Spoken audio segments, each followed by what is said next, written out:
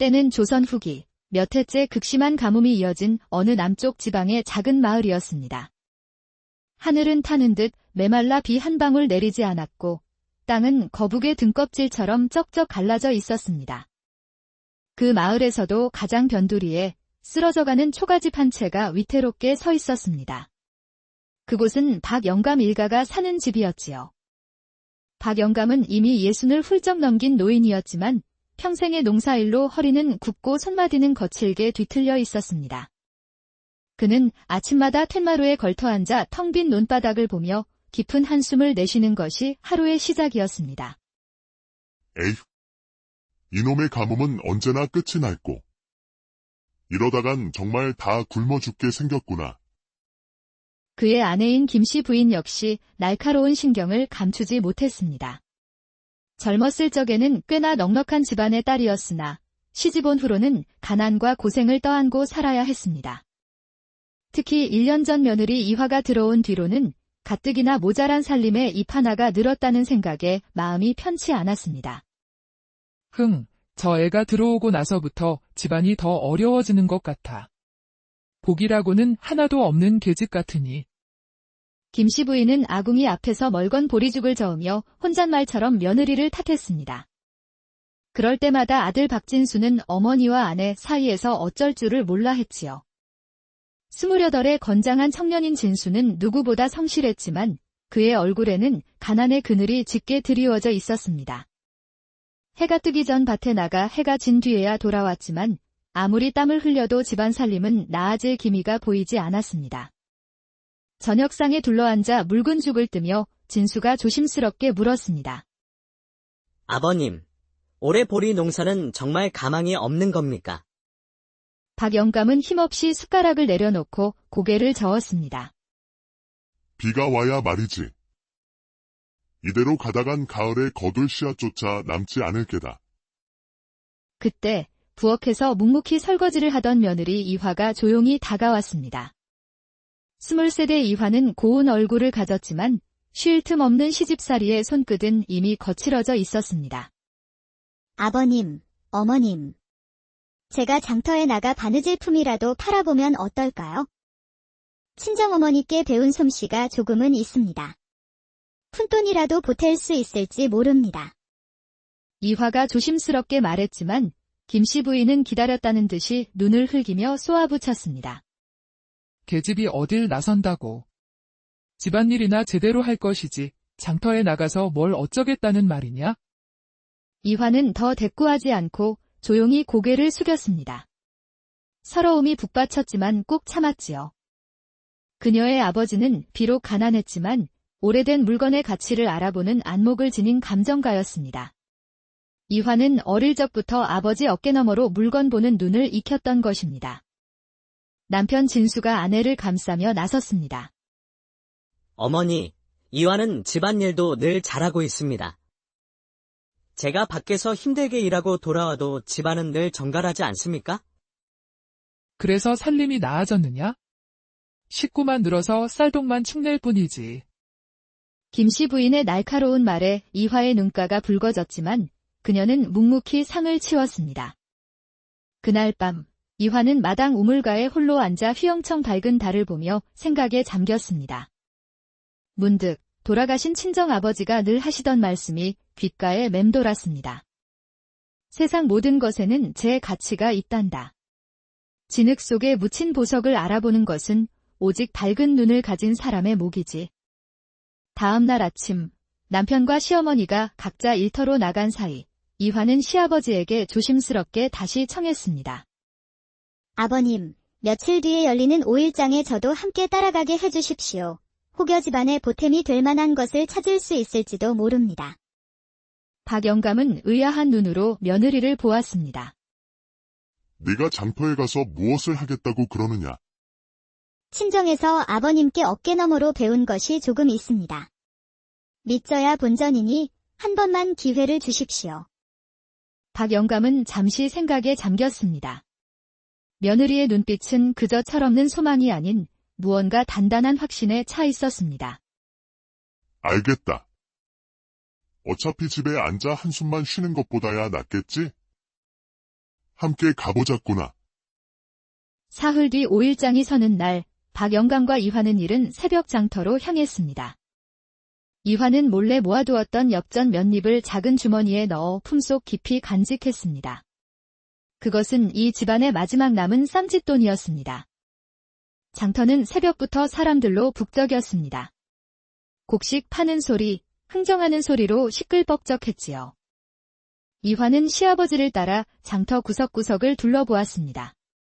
그러던 중 그녀의 발길이 사람들의 발길이 뜸한 한쪽 구석에서 멈췄습니다. 그곳에는 남루한 차림의 백발노인이 잡동사니 몇 개를 펼쳐놓고 있었습니다. 이화의 눈에 들어온 것은 집더미 위에 아무렇게나 놓인 낡은 항아리 하나와 표지가 다해진 낡은 서책 몇 권이었습니다. 겉보기에는 아무도 거들떠보지 않을 고물이었지만 이화의 눈에는 다른 무언가가 보였습니다. 어르신, 이 물건들은 얼마에 파시는 것입니까? 이화가 조심스럽게 묻자 노인이 힘없이 고개를 들었습니다. 젊은 세대기 이런 고물에 관심이 다 있구려. 아무도 안 사가서 그냥 버릴까 하던 것들인데. 한번 자세히 봐도 되겠습니까? 이화는 무릎을 꿇고 앉아 항아리를 자세히 살폈습니다. 손으로 검은 때를 닦아내자 그 아래로 희미하게 아름다운 무늬가 드러났습니다. 아버지의 목소리가 다시 들리는 듯 했습니다. 분청사기는 겉모습에 속으면 안 된다. 때를 벗겨냈을 때 속살이 곱고 무늬가 자연스러우면 그것이 진품이니라. 이화의 가슴이 세차게 뛰기 시작했습니다. 이것은 분명 귀한 분청사기였습니다. 그녀는 이어서 서책을 집어 들었습니다.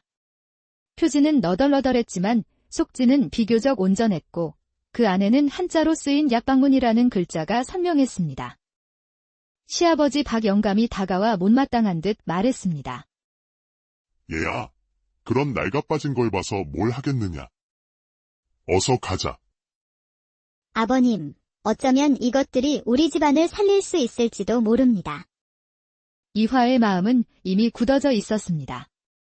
그녀는 노인에게 공손히 말했습니다. 어르신, 이 항아리와 서책들을 제가 모두 사고 싶습니다. 얼마를 드리면 되겠습니까? 노인은 뜻밖이라는 듯 눈을 동그랗게 떴습니다. 정녕 사겠다는 말이오. 허, 이거야오.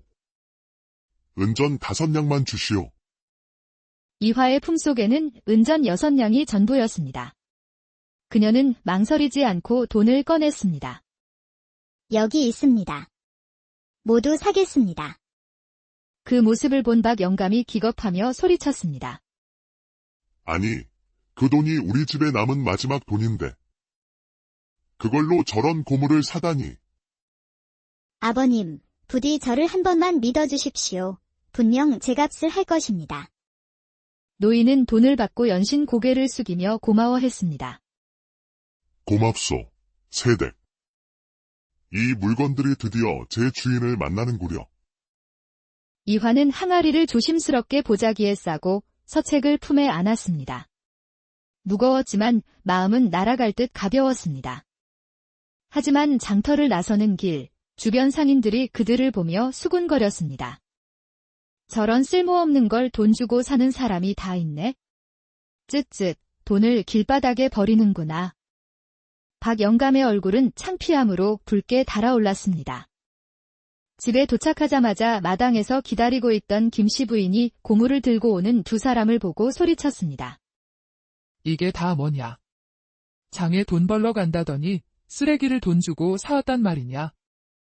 이제 이화는 자신의 안목이 옳았음을 증명해야만 했습니다. 그날 밤 이화는 등잔불을 밝히고 항아리를 닦기 시작했습니다. 부드러운 천에 미지근한 물을 묻혀 조심스럽게 때를 벗겨내자 놀라운 광경이 펼쳐졌습니다. 검은 때가 벗겨지며 드러난 것은 아름다운 청회색 바탕에 하얀 상감 무늬가 새겨진 고려 시대의 분청삭이었습니다. 달빛 아래 물고기와 연꽃 무늬가 은은하게 빛을 발하고 있었습니다. 아, 이럴 수가. 정말 귀한 것이었구나. 다음 날 아침 이화는 가족들 앞에 말끔해진 항아리를 내놓았습니다. 남편 진수는 어제의 그 더러운 항아리가 맞는지 눈을 비볐고 박 영감 역시 감탄을 금치 못했습니다. 세상에, 이런 무늬가 숨어 있었다니? 얘야, 내 눈이 보배로구나. 마침 마을 이장인 김진사가 집에 들렀다가 항아리를 보고는 눈이 휘둥그레졌습니다. 아니, 박 영감댁에 이런 귀한 물건이 다 있었어. 이것은 분청사기 중에서도 최상등품이요. 한양에 가져다 팔면 은전 수십 냥은 좋게 받을 것이요. 그 말에 온 가족이 기쁨에 들떴습니다. 은전 5냥으로 산 물건이 수십 냥의 가치가 있다니 꿈만 같았지요. 사흘 뒤 김진사의 소개로 읍내에 골동품 상인 박서방이 찾아왔습니다. 과연 명불허전이군요. 참으로 아름다운 물건입니다. 제가 은전 25냥에 사겠습니다. 5배의 값에 온 가족은 입을 다물지 못했고 이화는 망설임 없이 항아리를 넘겨주었습니다. 그 무렵 이화는 함께 사온 서책도 밤마다 읽으며 내용을 익혔습니다. 놀랍게도 그 책에는 최근 마을에 돌고 있던 열병을 다스리는 처방이 정확하게 적혀 있었습니다. 마침 이웃집 아이가 열병으로 알아눕자 이화는 책의 처방대로 약초를 구해다려 보냈습니다. 그러자 사흘 만에 아이가 깨끗이 나아 뛰어다니는 것이 아니겠습니까? 소문은 삽시간에 퍼져나갔습니다. 마을 사람들은 앞다투어 이화를 찾아와 도움을 청했고 그녀는 약초값만 받고 처방을 나누어 주었습니다. 박 영감댁 며느리가 용한 의원보야 낫다더라. 장터에서 보물을 건져 올렸다지. 며느리를 구박하던 김씨 부인도 이제는 태도가 완전히 바뀌었습니다. 아가, 내가 사람을 잘못 봤구나. 내가 우리 집안의 복을 가져온 복덩이다.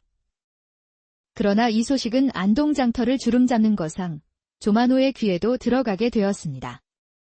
조만호는 오만하고 탐욕스러운 자로 무지한 백성들에게서 귀한 물건을 헐값에 사들여 폭리를 취하는 것으로 악명이 높았습니다. 자신의 구역에서 눈 밝은 며느리가 나타나 큰 이익을 얻고 명성까지 얻자 그는 분노에 휩싸였습니다. 감히 어느 안전이라고 내 밥그릇에 손을 대. 저 계집이 장터에 발도 못 붙이게 만들어라. 조만호는 장터의 모든 상인들을 협박했습니다. 누구든 박 영감댁 며느리와 거래하면 자신의 만복상회와는 거래를 끊을 것이라고 말입니다.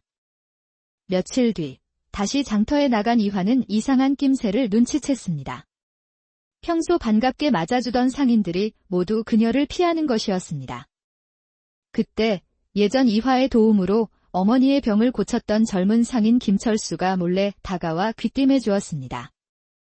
부인, 조심하셔야 합니다. 조만호가 상인들에게 압력을 넣어 부인과 거래하지 못하게 막고 있습니다. 이화는 분노했지만 좌절하지 않았습니다. 그녀에게는 새로운 생각이 있었습니다. 다음 장날 이화는 남편과 함께 장터 한편에 자리를 잡았습니다. 물건을 사러 온 것이 아니었습니다. 그녀는 약방문 서책을 펼쳐놓고 아픈 사람들에게 무료로 처방을 알려주기 시작했습니다. 이내 사람들은 구름대처럼 모여들었습니다. 이화의 선행에 감동한 약방 주인이 약초를 거저내주었고 고을에서 명망 높은 최약사까지 그녀의 지식을 인정했습니다. 이 광경을 본 조만호가 부하들을 이끌고 나타나 행패를 부리기 시작했습니다. 여기가 어디라고 허가도 없이 의원 행세를 하는 게냐. 당장 때려치우지 못할까. 바로 그때 조만호의 신고를 받은 포졸들이 들이닥쳤습니다. 모두 관하로 가서 원님 앞에서 시시비비를 가리도록 하라. 관아 마당에는 청렴하기로 소문난 이태원 원님이 앉아 있었습니다. 조만호는 이화가 불법으로 의술을 행하며 백성을 속였다고 고발했지만 이화는 침착하게 자초지종을 설명했습니다. 그러자 최 약사를 비롯한 장터 사람들과 마을 사람들이 모두 나서서 이화를 위해 증언했습니다. 원님, 제 아이가 저 부인 덕에 목숨을 건졌습니다. 조만호가 저희를 협박하여 저 부인과 거래를 못하게 막았습니다. 모든 진실이 밝혀지자 이태원 원님은 엄하게 판결을 내렸습니다. 한소양의 행위는 죄가 아니라 오히려 칭찬받아 마땅한 선행이다. 반면 조만호는 그 탐욕과 악행이 크니 곤장을 치고 재산의 일부를 몰수하여 굶주린 백성에게 나누어 주도록 하라. 정의로운 판결에 사람들은 환호했고 조만호는 울부짖으며 끌려나갔습니다. 그 후 원님은 직접 박 영감의 집을 찾아와 이화를 격려하고 몰수한 재산의 일부를 주며 약방을 열어 더 많은 사람을 도우라고 명했습니다. 이화는 그 돈으로 집 한쪽에 진심당, 긴심당이라는 작은 약방을 차렸습니다. 그녀의 뛰어난 의술과 따뜻한 마음씨에 약방은 문전성시를 이루었고 골동품을 보는 안목 또한 널리 알려져 한양의 큰 상인들과도 거래하게 되었습니다. 1년 뒤 쓰러져가던 초가집은 넓은 기와집으로 변했고 가족들의 얼굴에는 웃음꽃이 가득했습니다. 어느 가을밤 이화와 진수는 마당에 나란히 앉아 달을 바라보았습니다. 서방님, 모든 것이 꿈만 같습니다. 아니, 이건 꿈이 아니요. 모든 것이 당신의 지혜와 선한 마음 덕분이요. 그때 방 안에서 아이의 울음소리가 들려왔습니다. 두 사람 사이에 태어난 옥동자였지요. 진흙 속에서 피어난 한 송이 연꽃처럼 이화의 지혜와 선행은 가난한 집안을 일으키고 마을 전체에 온기를 불어넣었습니다. 그리고 그 아름다운 이야기는 아주 오래도록 사람들의 입에 오르내리며